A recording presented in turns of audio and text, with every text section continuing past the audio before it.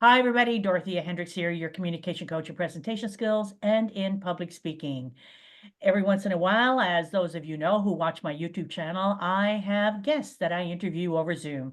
Today's guest is a special gal. She actually does something that I have always wanted to do, but have never, ever done. Our guest today is Lorraine White-Wilkinson. She holds a master's in arts education and a bachelor of honors in dance. And she's been teaching dance over 30 years. She's passionate, absolutely passionate. When you talk to her and or you listen to her, you'll just feel the passion coming out of her voice about exploring the learning potential within dance. And she sees dance not only as an art form, but also as an alternative literacy and a means for fostering social and emotional connection.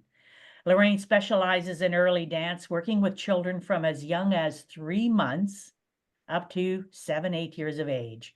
And recently, she's also developed a passion for teaching the older folk, those over 55, going right up to 80 years and plus. So she's got this incredible range of people that she's working with all the time.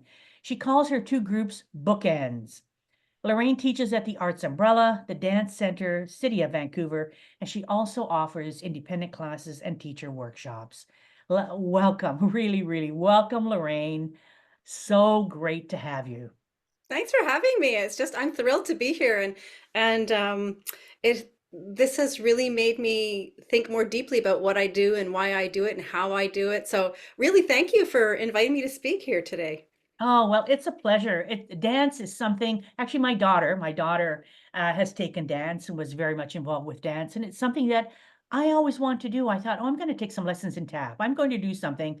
But of course, never ever did. And now I'm going, well, there's still time, but oh, well, I'll just put it off a bit longer. But over to you. How did you get involved? I mean, how did it happen that you became a dance teacher? Yeah, great question. Man, oh man, it's kind of a long story. I'll try to keep it a little bit short.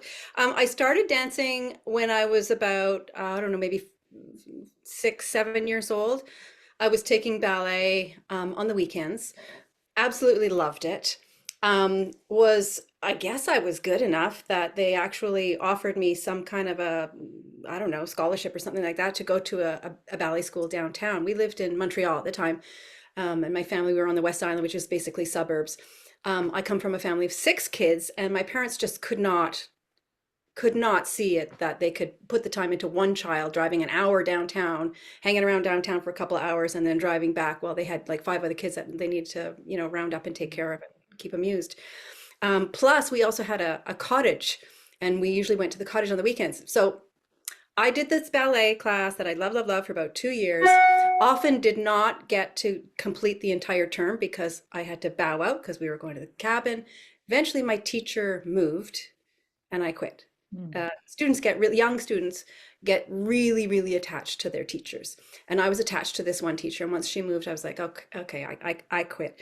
Much to the joy of my parents, because then they didn't have to do all this running around. They didn't have to register for class, cancel half of the class because, all this kind of stuff. It was easier for them not to have me dance.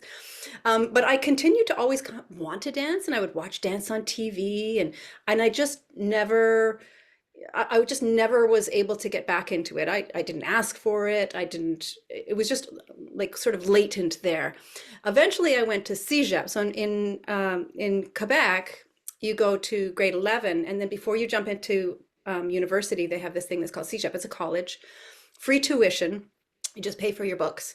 And this is a way of getting students into higher education and weeding those out who are not university material without them having to pay a lot of money and having all this, expenses and stuff like that. So you have to go to CEGEP if you want to go to university. So I went to CEGEP, and part of CEGEP, to become a well-rounded person, you have to take many classes that are outside of your focus. And one of the classes is mandatory, was a phys ed class. And I was like, oh man, what am I, I was physically active, but I was not a basketball player or a swimmer, or like I was not like a team sports person. And so I decided to take a dance class. This was my opportunity to actually go back to dance. So I stopped when I was like about 8, and then returned to dance when I was 17 maybe. And So the first dance class I took, I just was, okay, I absolutely love this. So again, I had a really good connection with this teacher. I ended up creating my whole schedule. I think that was such a long time ago. I think I was like in the business administration stream, which is so strange because I totally am not a business person. But back in the day, that's what I was studying. What I did is I created my schedule based on all of the dance classes offered there at the CEGEP, John Abbott College is where I went to, and plugged in all of these classes, spoke to all the teachers, got permission, was just auditing all these classes. And then what I was supposed to be there for, then I just kind of plugged it in around. So my primary focus was the dance classes. My secondary is like, oh yeah, well, I guess I'll take that accounting class because it fits in. So I danced my pants off for 3 or 4 years. And this one teacher that I connected with, she said, if you really want to be taken seriously in the dance world, you need to get a degree in dance. You need to go to university and study dance. And I had never heard of that. You can actually go to university and study dance. Like, what the heck? So off I went. I went to York University in Toronto for 4 years, and I studied ballet and modern dance, which way back in the day, those were the two genres, and pretty much they still are, although it's the base is much widely these days, much wider. And they had a number of streams that you could study within the dance department. There was choreography, so I touched a little bit on choreography, dance notation, that's writing down dance the way that you would write down music on a staff. So I studied quite a bit of dance notation.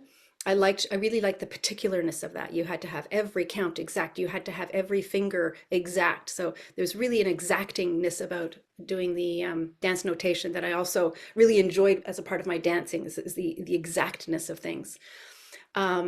Which is really funny now because I'm not exact at all. I'm improvisational, I'm loose, I'm just like, whoa, let's just go with it. Anyways, so one of the things was performance, of course, and they had a fantastic teaching stream.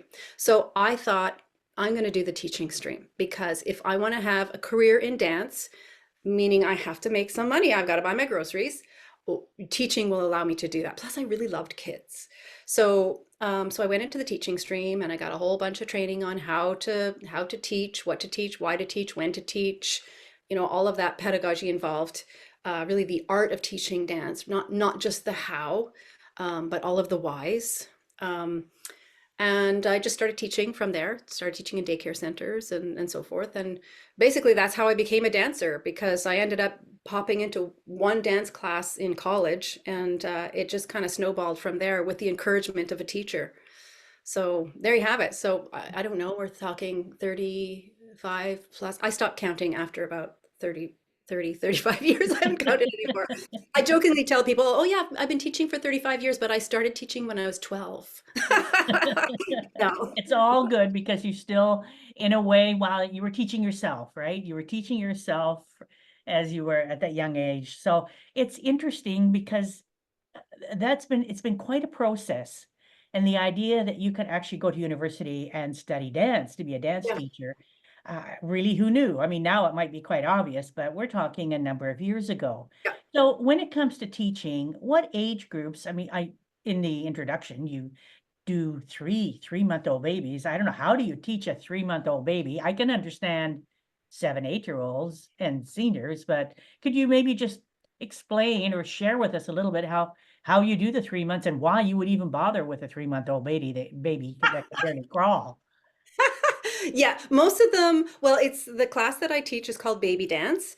It's a class that I created that kind of tumbled out of the training that I got from a place in Seattle, the Creative Dance Center. And I start them at 3 months, and it goes 3 months to pre-walking. And I'm not actually teaching the babies, I'm teaching the adults who bring the babies. So the people come to the class, and sometimes they're just these wonderful little lumps that don't move at all. And sometimes they're fully capable of sitting on their own. And some of them are like, okay, I'm going to try crawling. But the whole premise of the class is it's basically about creating a sense of community for the people who come to the class, and bonding experiences between the adult and the child.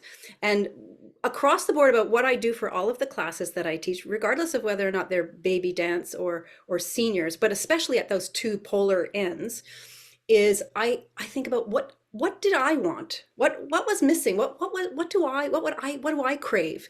And I know when my kids were little, I didn't have a lot of friends who had kids. I grew up in Montreal, moved to Toronto to go to school, and then moved to Vancouver. So I kind of left my friends behind me as I trickled across the country. And so I'm an extroverted introvert.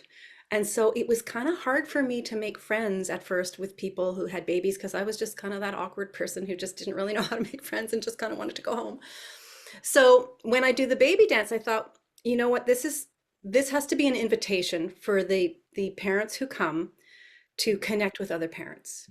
And at the beginning of the class, I tell them, I know sometimes when you go to classes with your babies, the teachers want to be the focus, and the teachers are putting on a show, and they don't want you to talk.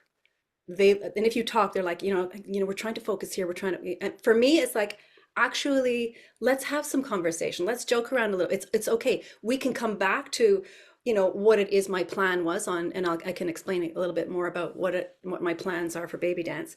But it's really about building community, and I encourage them, exchange emails, go out for coffee. It's so important that you have somebody to go for a walk with and talk about your baby. If your baby's a little bit older, a little bit younger, you've got so much to learn from each other.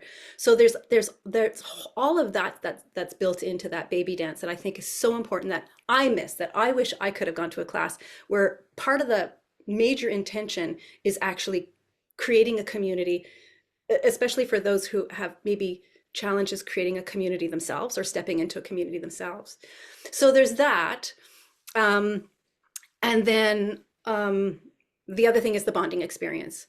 So, physical touch, song, voice, movement is all bonding experiences for the adult and the baby. So it's based on brain dance, which is, it's a brain compatible dance education is what it's based on.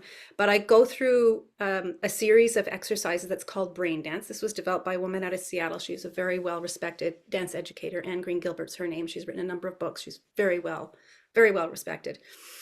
And what it does, it takes you through the 8 stages of development that a typical child moves through at their own pace.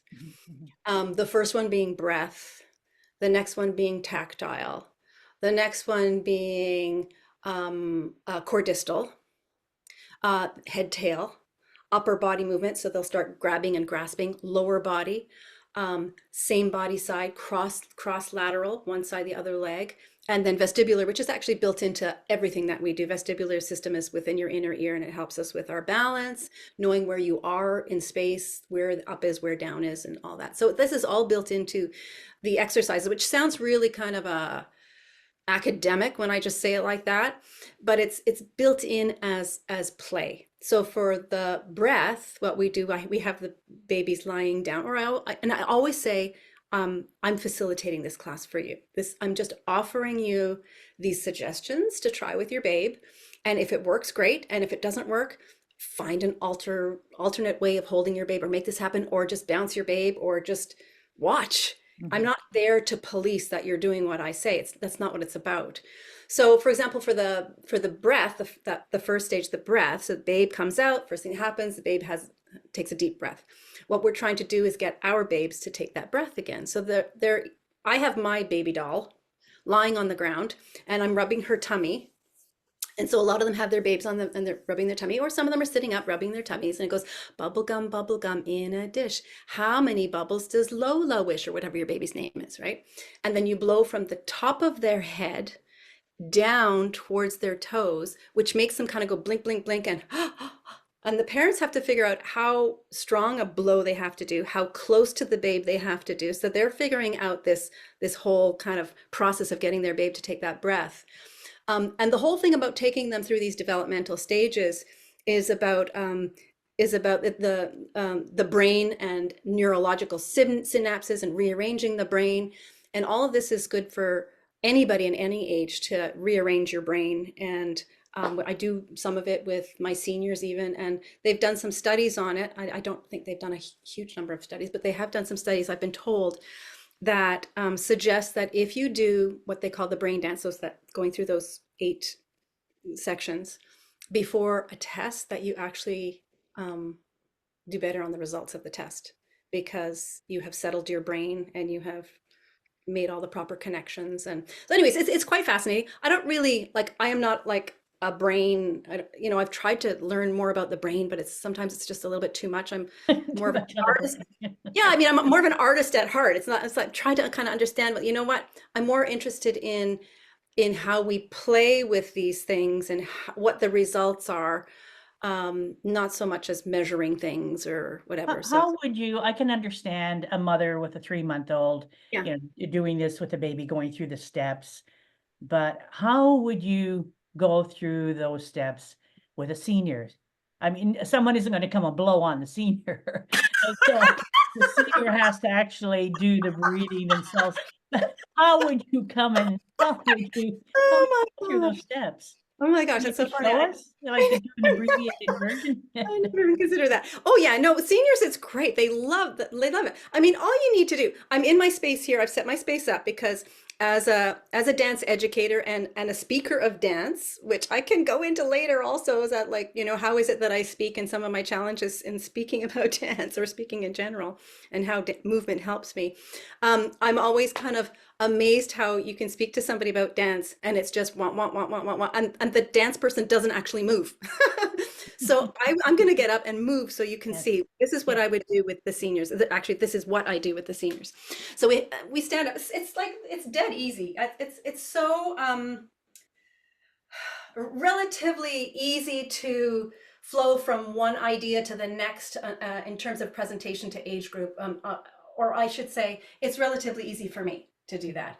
So for breath, I mean, I have everybody standing there. First thing that we do is we just take a deep breath in, and deep breath out. There you go. You've done it. First stage, deep breath in, deep breath out. And I always tell people again that I am here to facilitate. If I am breathing this way and you're breathing this way because you just ran up the stairs, then you do you. I'm just giving suggestions. You do you.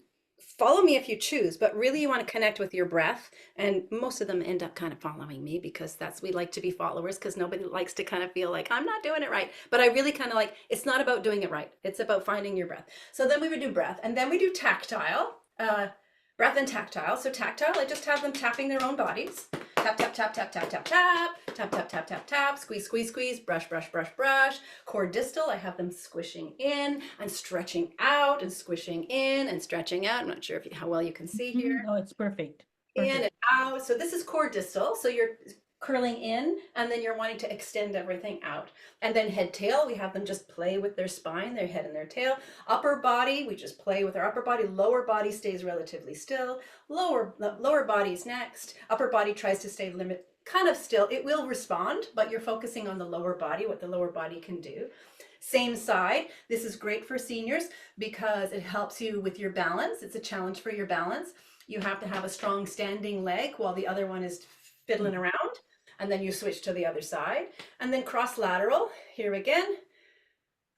Opposite arm, opposite leg. What is it that you can do? It's kind of like structured improvisation. So I'm giving the structure, but within that, if I do this, you don't have to do that. If you feel comfort in copying me, copy me. But really what it is about eventually finding that comfort so that you're doing what your body needs or wants to do. And then vestibular for the seniors, I have them spin, spin, spin, spin, spin, and then settle. So you're letting all of the fluids kind of settle and then spin the other way. And this is really helpful for your brain so that your brain actually understands and remembers that settling is a place to get to rather than staying with your dizziness.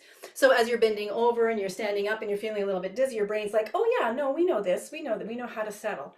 And there's a lot of seniors who actually can't spin. Spinning for them doesn't make them feel good.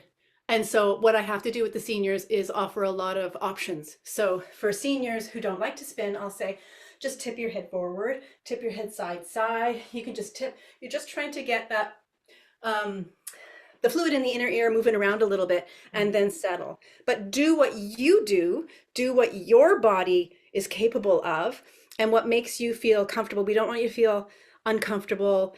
I'm not asking you to push beyond your limits unless you are willing to go beyond your limits and you know what those are. So I'm not imposing anything. That's completely on you when it comes to the seniors class. So, and then from there, well, another aspect of the brain compatible dance education is the social aspect, which is so important. We are social beings. We are emotional beings, intellectual beings, so we're beings with bodies, physical beings.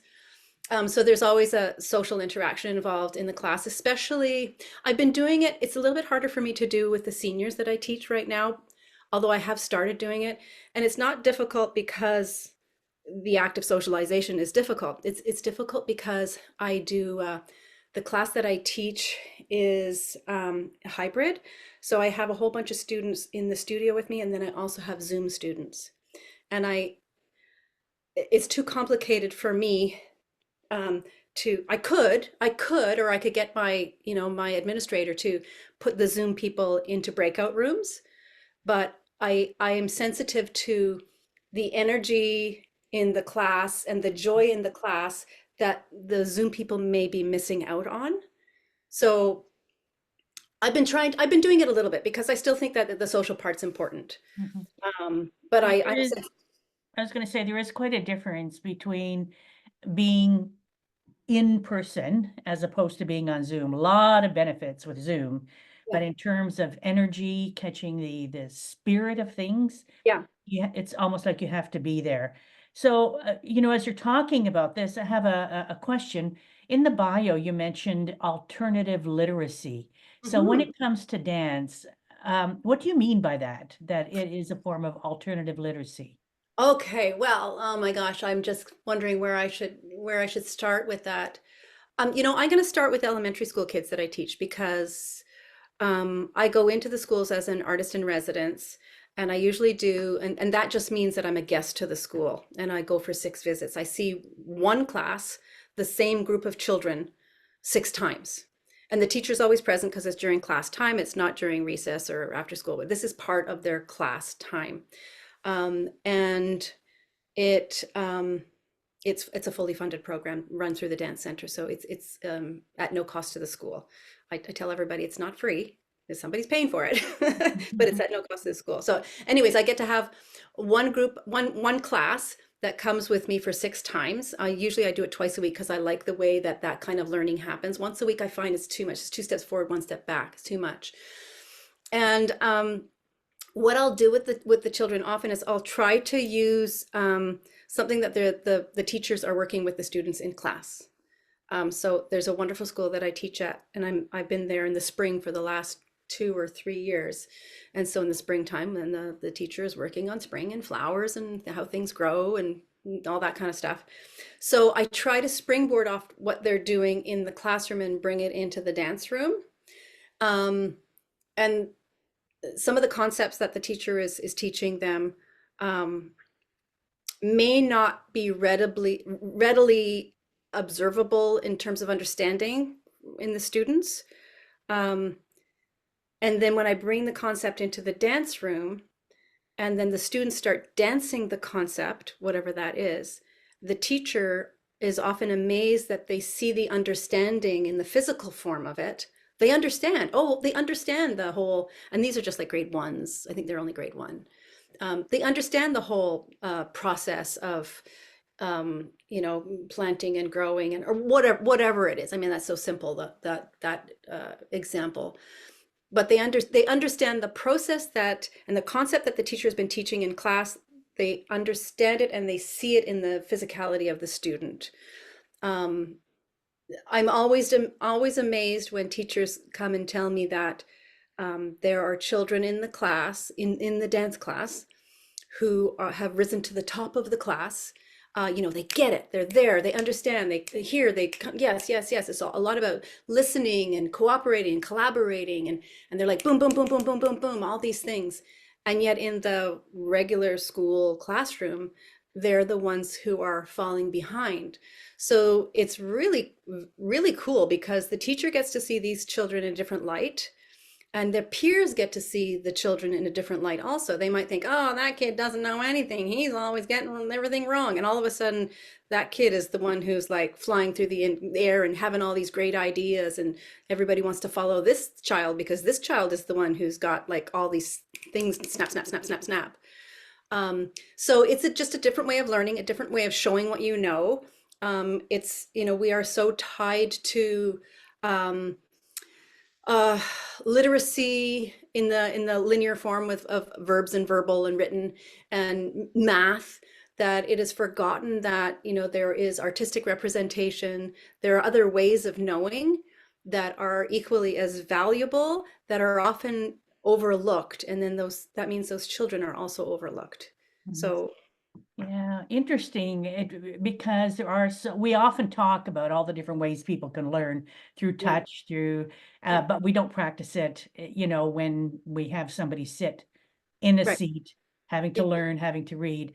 I can't remember the name of, I guess, a world famous choreographer, but anyway, I guess when she was a child, and I don't even know why I read the story, but the parents took her to doctors because she couldn't sit still yeah, and was just a basket case, not learning, not doing anything, and then took her to a specialist, I don't know, psychologist, somebody, and the psychologist took the parents, left the room, and through a glass, I guess they watched this little yeah, girl who was bouncing all over the place. And he said, your child isn't a slow learner or whatever they yeah, were accusing her of being. Your child just needs to dance. Take her yeah. to a dance school. And She's she a became, dancer. Yeah, yeah. So I don't remember what her name is, but she was the choreographer who choreographed Cats, yes, yes, among yes, other things. And yes, that, I know that story, you probably got that from a TED Talk. It's one of yes, the most watched TED Talks. I think the man's name is Sir Ted Robinson, and yes, Sir it's Ken, called Ken, Ken Rob. That's right. That's right. And yes, it's called something like Do Schools Kill Creativity or something like yes, that. It's yes, like one of the top 10 yes, watched videos. yes. It's awesome. Yeah, but that story exactly is like that. If they had not brought this child to this psychologist or whoever this specialist Mhm. was, yeah, this child would never have. We wouldn't have the choreography. We wouldn't have the Broadway shows. They would appear in a different form, no doubt. Somebody else would have stepped in, but she would have been put into a special school, and she would have been just brushed off to the side. And yeah, yeah, you have some concerns for children like that are overlooked. And how many opportunities can you give students to find out what their learning style is? There's that theory of multiple intelligences. There's not only one or two ways there are certain things in order to get along in the world you simply have to know, but are there other ways that and that you can learn and you can understand that's maybe not so traditional. And then so Because, go no, ahead. go ahead, go ahead. So the other thing that I was going to talk about literacy and dance is when I was so I have a master's degree in arts education from Simon Fraser University. That was a gift that I gave to myself. It's not something that I did because, oh, I get a master's, then I'll get more money or anything like that, because I don't really get more money. I tell everybody I'm rich in spirit. I'm not rich in pocket, but I am rich in spirit. That was done specifically on only for me. I was spending a lot of time just doing my own research. I'm just a little bit of a nerd in that way. Definitely what's called a lifelong learner in the vein of dance and children's dance more specifically, and now kind of bleeding into the seniors as I grow into a senior body myself. But in writing my thesis, first of all, you have to find out what the heck you're going to write about. So I knew that I wanted to write about dance in education, but you got to get the freaking words down on the page somehow. And I found that a lot of the time um, I had the knowledge, I had the experience in my body. I just had experiential wisdom. And because um, verbal articulation is not my forte, I would say, um, I would have a hard time, even kind of, even feel it a little bit right now. I have a hard time getting that out. So what I did, my whole thesis was around children in schools who are not rising to the top, and how do you get them, let's try dance education and see what happens. But in order to get all of that knowledge and wisdom and experience out of my head and into a form that would be more readily understood, being the written form, as in the thesis, I actually had to dance. So I would be sitting in a coffee shop with my computer, and I don't give a crap, whatever. I'm a weirdo. I would be sitting there and I'd be writing something, and I'd be like,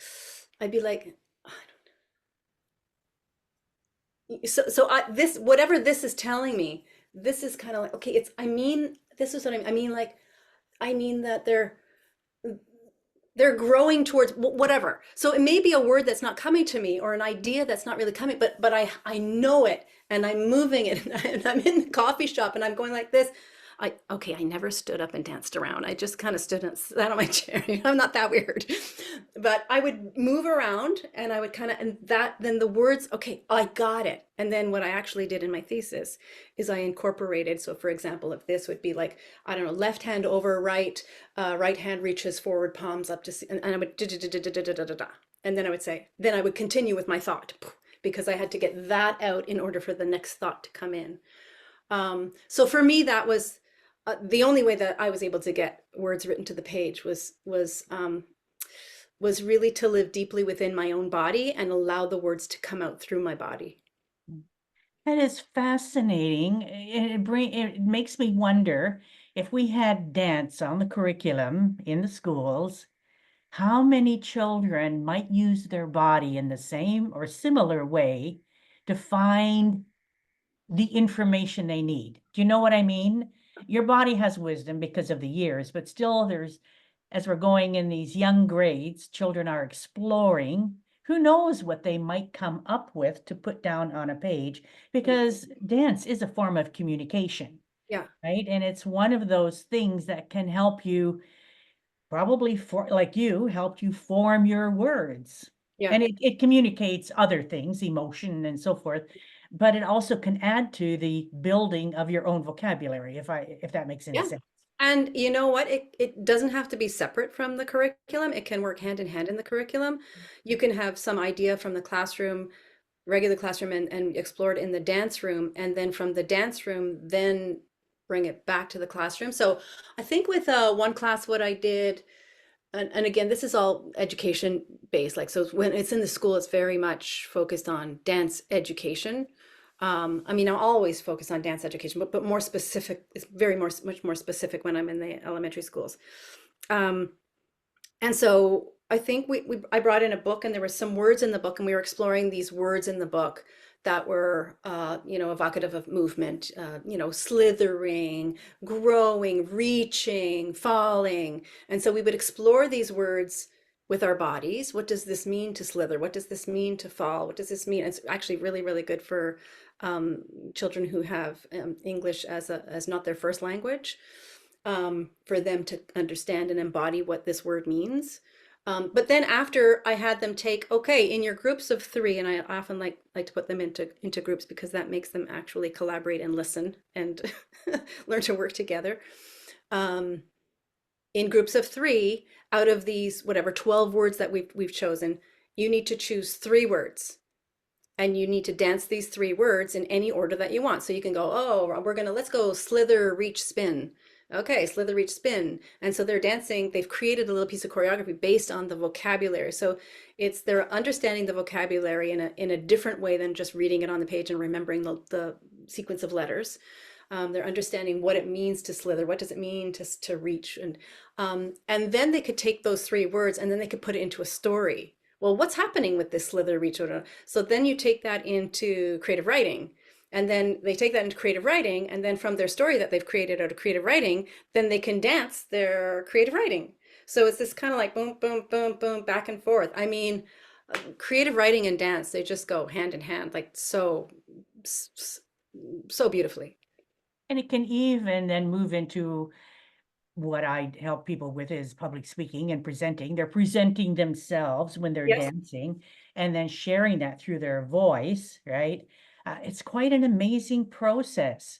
In a previous conversation that you and I had, you mentioned too that when you're dealing with children, you go in and out of your adult voice. Okay, yeah. And why is that? Like what? Yeah. So that's really, I do that when I'm teaching parent and taught classes. So that's the parent and me. So the kids who come who are, well, even the babies. Yeah. So we'll say from 3 months until 3 years.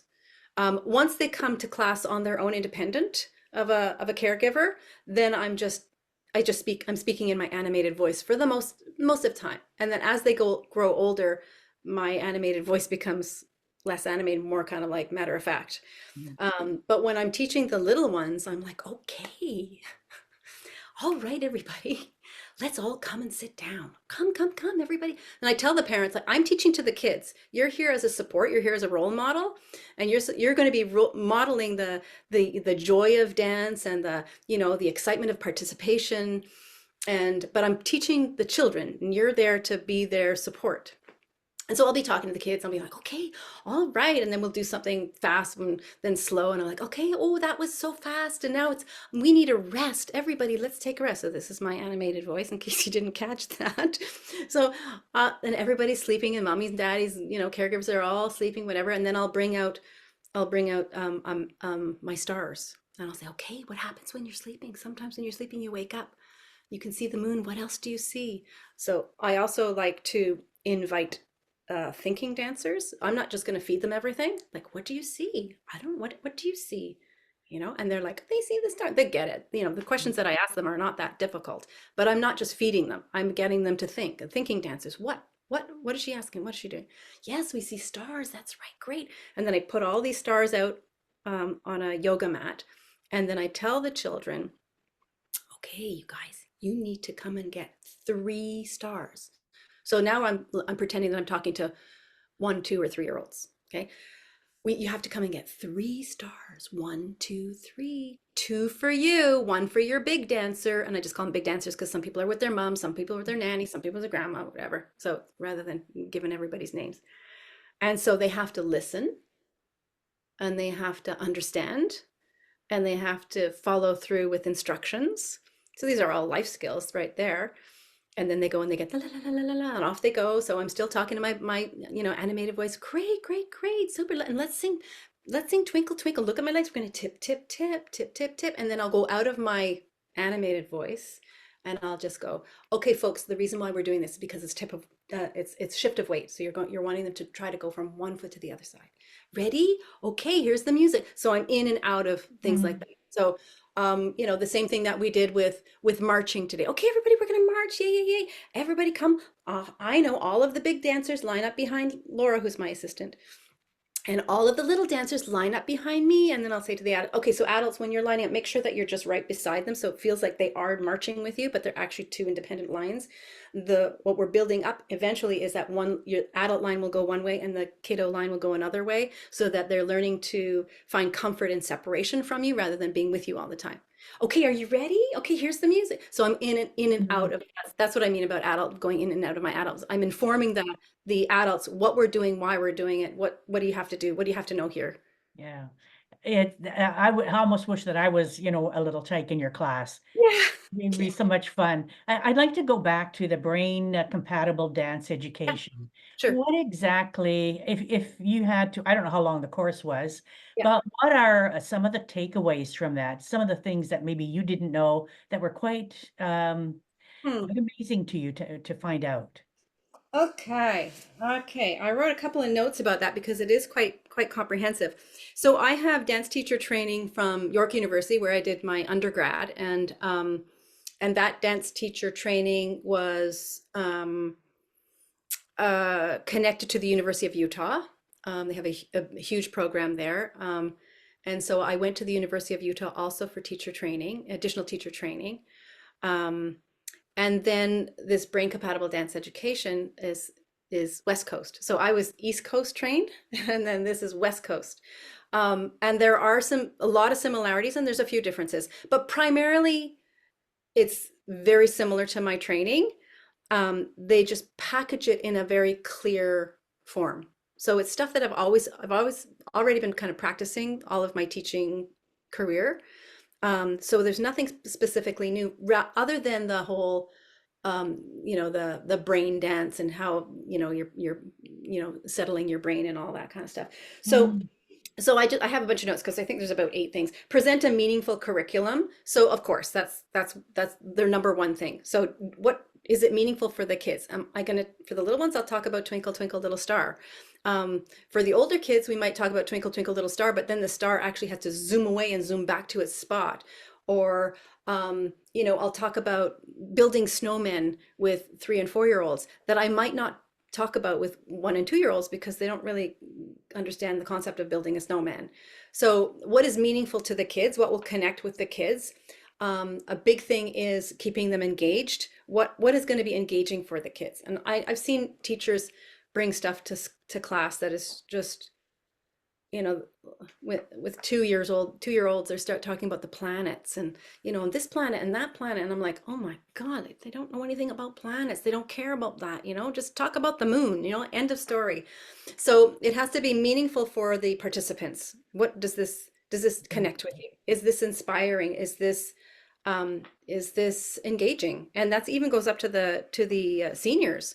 And one of the reasons why I love the seniors is because um, I get to create a class that I would want to take. What do I want to do? Oh, I would love to do this. I like this music. And then I'll reach out to people and also find out, well, what music do you like? And I'll try to put music that's really motivating into the class and whatever. But a curriculum that's meaningful, something that is meaningful to the participants is the primary one. And then another one is providing an enriched environment. So that means a whole bunch of different styles of music, props, visuals. Sometimes I'll bring things in that are just simply for engagement. It doesn't really serve any purpose other than kind of like, oh, whoo, we get to dance with whatever, So if I have ribbons or something, we'll be dancing with the ribbons. And I might say something, like, okay, with your ribbons, let's dance. I want to see how many people can invent things that maybe you're dancing with your ribbons high and low and forward and backwards. Those are the 4 things that I want you to think about. And these will be like maybe 4 year olds, high and low, forwards and backwards, ready and go. And they just get to improvise, which is a skill also.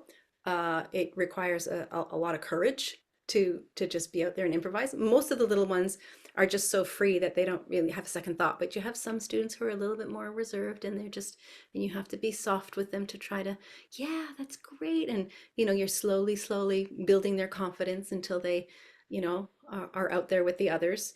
But providing an enriched environment. And then sometimes also for the children who are feeling maybe a little bit insecure, they need to have an enriched environment to make them feel a little bit more comfortable. They might need to have a ribbon or a scarf or a stuffy, or they might need to have something that takes the sole focus off of them and puts it a little bit onto something else. So Mhm. that's the enriched environment. Meaningful feedback, opportunities for emotional engagement, social interaction, as I mentioned before, lots of social interaction. Little ones often are just like adults. You walk into a room in a class and you don't know anybody, sometimes really awkward. So what I do with the little ones is like right away, I'll partner them up. I'll gauge their energy. I have a pretty strong sensitivity to the energy of the group and the energy that the people bring. And I will match. If I have like a firecracker kid, I will not match them with another firecracker kid because that'll just be an explosion. So I'll match a firecracker kid with a child who is not super, super calm and maybe even timid, because that would be overwhelming for the little one. I would kind of get a medium, this child actually is pretty, he's got it going on, can handle this energy. And with the hopes that this energy is going to calm this energy down a little bit, influence this energy a little bit.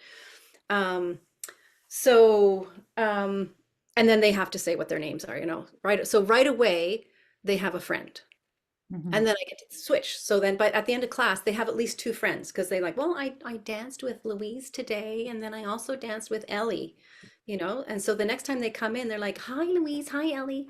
So that's the social part, getting them feel comfortable coming into class. Everybody wants to have a friend or a familiar face or happy face to welcome them in class besides the teacher, which also is so important as the teacher to create that bond, um, the rapport. You have to create rapport with the students right off the bat. Otherwise, they just won't be with you. Yeah, So it reminds me in a way, the list that you're giving here kind of reminds me in a way of running a workshop where when people come in, they don't know each other.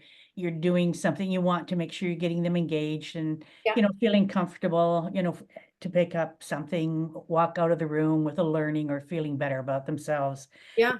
When it comes to dance, has there ever been a moment that you have found really challenging? Is it challenging to teach dance, or is there one thing that you can think of over the years that really threw you and then somehow you had to get it together to move on? Oh, yeah.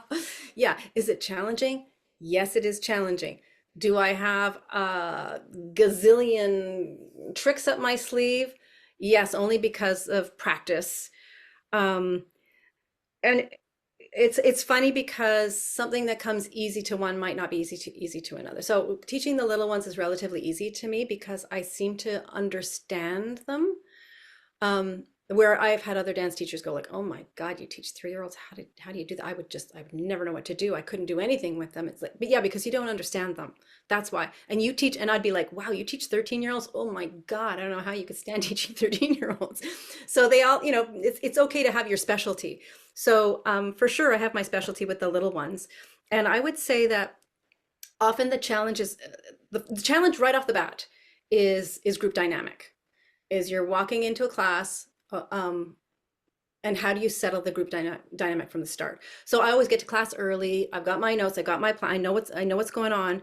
I have a plan that's ready to also just go completely sideways and follow with whatever's going on in the class. It's not about me, and it's not about what I want to do. I made this plan and this is what we're going to do. It's about, here's the plan because I think these are good learning experiences. But if something else pops up, heck, away from that, let's do that. This is really lots of fun. And then I'll go back to my notes and I'll write what we did.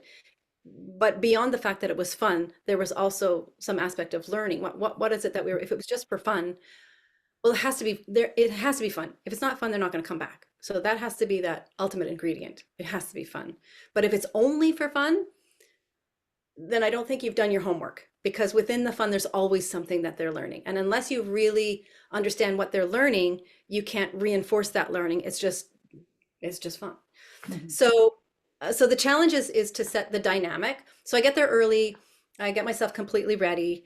I turn some music on so they're walking into a room that already is like a little bit of a hug because there's an energy in the room, and um, and depending on the children, we'll start sitting in a circle. Mostly we will. If there's returning kids, sometimes they'll come in and they'll just start running around like crazy, and that's okay. That's okay. And then you get a child who hasn't come before and they're like, "Oh, what's going on?" And I'll just say, "It's okay. I can stand here. Do you want to join them or do you want to?"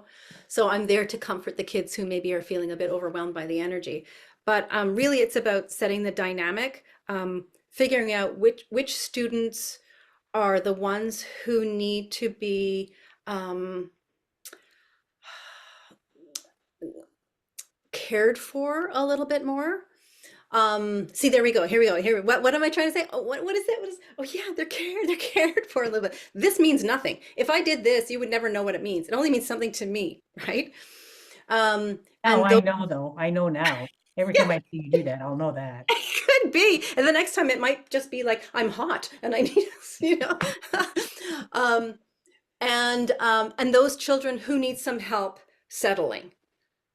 And the biggest challenge are those two ends, is getting those two ends a little bit more stabilized so that we're all working from the same energy focused platform. And if things have gone sideways for whatever reason, always the first thing that I ask is, what did I bring to the classroom? So I take responsibility for it. Why did this happen? I wasn't noticing. I wasn't patient. I didn't acknowledge. I didn't. So I take responsibility. And by taking responsibility, it allows me to go into the class the next time and after my notes, because I teach lots of classes. Without notes, I would never remember what happened to this class or to that class. Um, I would go into that class remembering, oh yeah, I remember that, Tracy really gets upset if I say stretch your feet. So I have to remember, not because she doesn't like to take corrections or whatever. So I take the responsibility myself. Why did it go sideways? Sometimes, and then ultimately, sometimes it's not me. It's okay. The kid just had a wacko day. Who knows? Maybe they had a sleepover or they just Mm. whatever. It's just. But the first thing that I do is I look at myself. What kind of energy did I bring? Or like, what kind of moon is there out there? What's going on? Or did Yeah. everybody have chocolate for breakfast this morning? You never really know. But really, the first thing I do is ask myself, what is it that I brought to the class that created this imbalance, Mm. and how can I balance this out better in the end? There's so much, listening to you, there's so much that goes into actually preparing a lesson, much more than just, oh, I'm going to do these activities. Then you get the kids to jump around or do whatever, and then they leave feeling happily, motivated for the rest of the day or the rest of the evening. This is a business, right? When it comes down, I mean, it's a lovely business. Knowing what you know now, would you do anything differently in your business of teaching dance? Yes, I would. And the first thing that I would say is, when I hear the business of teaching dance, it's something that kind of makes me go like, "Mm, Hmm. I don't know. Is it a business? Like I think I started out. I think it's the word business maybe that's making me go like, I don't know if it's business. I started out teaching independently, and then I had a bunch of teachers teaching for me, and I would send them out to satellite schools, daycares, and whatever. And to me, that was my business because I had to manage other people and I had to manage whatever. It became too much. I wasn't making, I was making scraps of money, and I was having a whole lot of problems with teachers not showing up and blah blah blah. And I thought, forget that. For the time and money, I'm just not. I'm just doing my own thing. So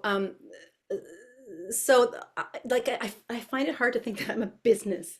Um, so there's that, but the question is, would I do anything differently? Yes, I would. So um, also with acknowledging that if you do anything differently, if I did anything differently, I wouldn't be where I am today. So Hmm. and I'm happy where I am today. But yes, so after I finished university, after I finished doing my dance degree, and then I moved from Montreal to Vancouver, I was determined to create a business, I guess, out of dance so that I could buy my groceries, pay my rent, or whatever it was what I needed money for. And so I started teaching in daycares and after school care and noon hour programs in elementary schools. And I was bouncing around all over the place. And I was really proudly independent. I was I was the thing that I was selling. It was me, my knowledge, my skills. Um, and then it wasn't until many years later that I started, and I, worked for a community center. But again, at a community center, you just kind of go in, you do your own thing, and then you leave. And many years later, I started working for Arts Umbrella, which is an organization that is run off of Granville Island. It's a nonprofit organization for, it's a school for the arts, and they say it's for 2 to 22, but really it's for 1 to 28 now. And it's a school of art and design, dance, music, theater, visual arts, and it's a whole package. And once I started teaching there, I realized that I had actually never really taught as a part of an organization before, as a part of a team. And I realized I really missed that as being proudly independent. I'm doing it I can do it, I can do it. I missed out on the support that you get from a team, and the inspiration that you get from a team and the camaraderie that you get from a team. So yeah, if I was to um, counsel somebody who was just starting out, I would say, yeah, do your own thing, go ahead. But really, it's important to be involved with like a studio or something, just to get that studio experience. It may not work for you. There's a lot of crappy stuff that goes on within organizations as well. So I'm lucky. Arts Umbrella is really wonderful. Um, but yeah, I think connecting to other, and the other thing too is being a dance teacher. If you are independent, it's also kind of lonely because most people don't understand you and they don't understand what you do. And being within an organization with others who do something similar, even if it's not the same art form, even if it's like visual art or you know drama or whatever, they understand the young population. They understand the value of instilling an art form into these little people, and it gives you a sense of connection and community, which I was talking about the baby dance. Mhm. Really gives you a sense of connectedness to like-minded people within a community. So that's the thing that I would have started that much earlier. Mm. There are so many questions that I could ask you, but we've been chatting away already for almost an hour. But I want to, because the whole goal here is, from my perspective, it's another way of communication. Dance is another communication form. And I'm going to ask you here, there are 5 elements of creative dance. If you could share those, and how do those add to our communication skills? And then we'll have to wrap up. Yeah, sure. Yeah. Okay, so there's a little phrase that I use. It's the body moves with energy in space, time, and relationship. That's actually 6, but there's the moves is kind of a little extra one. Okay. The body moves with energy in space, time, and relationship. So what that means is that each of these dance concepts has um, some movement elements underneath them. So for example, the body, well, that's all about body parts, moves. How are you moving? Are you moving, are you moving fast? Are you moving slow? That also crosses into time. So all of these, they all interconnect.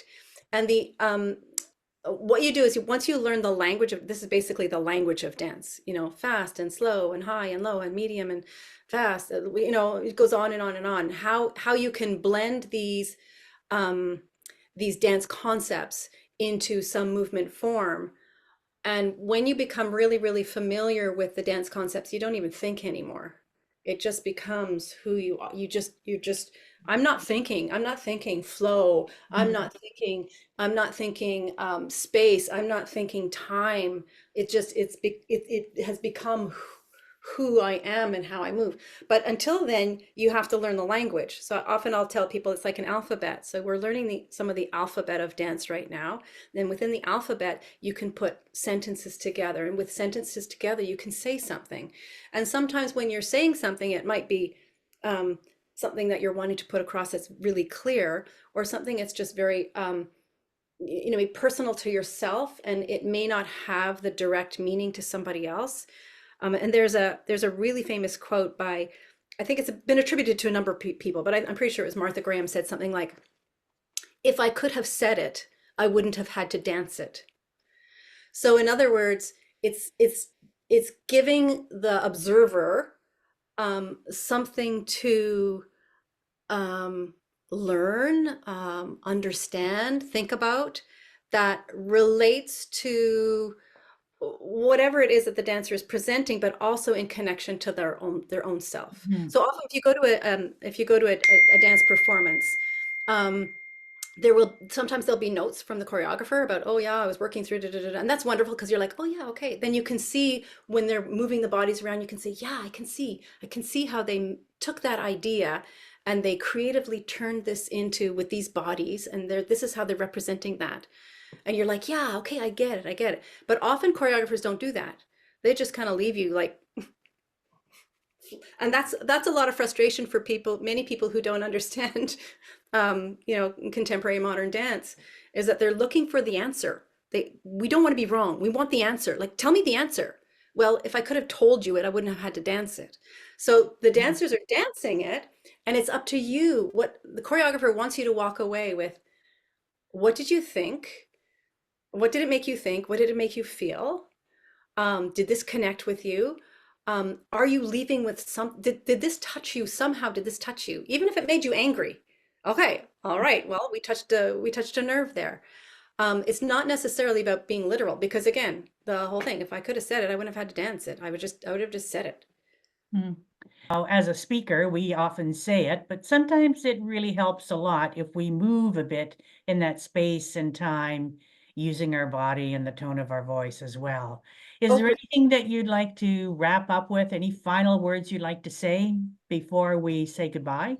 Oh my goodness. I mean, you're right. There's so much more that we could talk about. And, Yes. just in terms of communication, and you mentioned it right away about the, tone of voice, and and I think that goes into human beings, and even on everyday occurrence, is being aware of how you present yourself physically, the energy that you bring into a room, and you're bringing, within a connection with another person. Um, you know the energy that your voice has and can give or can take, um you know, speaking fast, speaking slow, speaking loud, speaking you know, all of these things are ways of communicating that I bring to to my teaching practice that also really crosses the board to everyday life. And often I have a hard time imagining how what I do in the class, how it relates to life. But the more I think about it, the more I can make those connections that yeah, be self-aware, to be self-aware, body, mind, spirit. Mm. To be self-aware is an ongoing journey for all of us, I think.